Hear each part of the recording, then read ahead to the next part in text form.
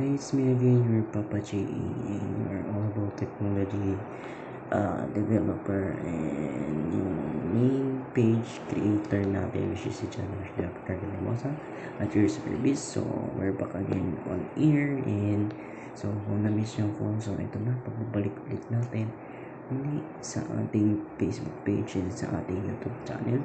So, pag-uusapan natin yung tungkol dun sa picture or yung kung mahilig kayo mag-download ng mga MP3, download ng mga music sa website or sa Chrome or sa any browser. So kung sinesearch mo isa dyan yung server ng MP3 Juice, NSAVE or ng iba't ibang server for downloading MP3. So yung iba doon is nagda-down na hindi na sila nag-work. Minsan nagbibigay na siya ng mga ads or ng mga viruses and any types of malware threats. So kung gusto nyo makapag-download pa pero meron din namang disadvantages, yung ibang kanta is hindi na sa search, just like yung isang kanta ni Willie Rebillame.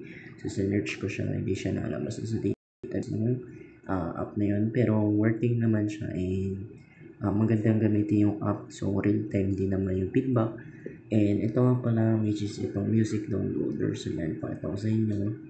Ito yung app name niya, guys. Ayan, music downloader. So ito yung details sa Play Store. Ayan, pakita ko sa inyo. So, ang na-download nyo dito, type nyo na music download MP3. And ang kanyang creator ay si Downloader Rock Studio. So yan, maliit lang yung file na, maliit lang yung app niyan, which is nasa 20 or 23 MB lang, ganun na siya kaliit. And lightweight lang siya, so pag pinopen niya yan, ito yung interface niya. Ayan, pakita ko sa inyo yung interface niya.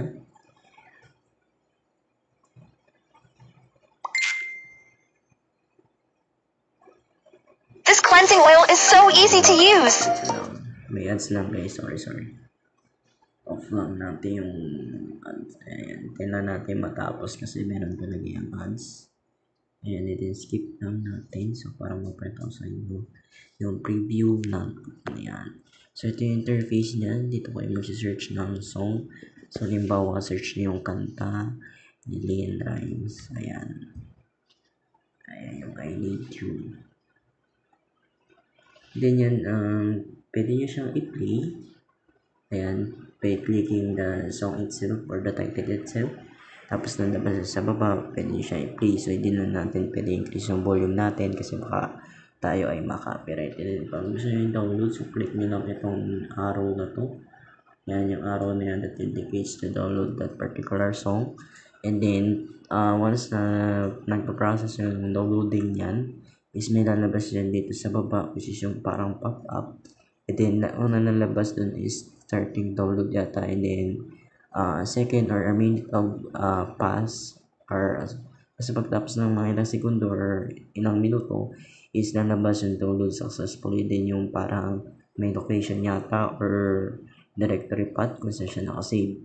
And then, kung malakas ang wifi nyo or kung gumagamit kayo ng Huawei Music is real time yung update nun kung may papasok na kanta. So yun lang guys, and sana makatulong sa inyo tong native app or mobile app na pwedeng makapag-download ng mga music kung hindi na nagana yung mga website or web server na ginagamit nyo to download your song.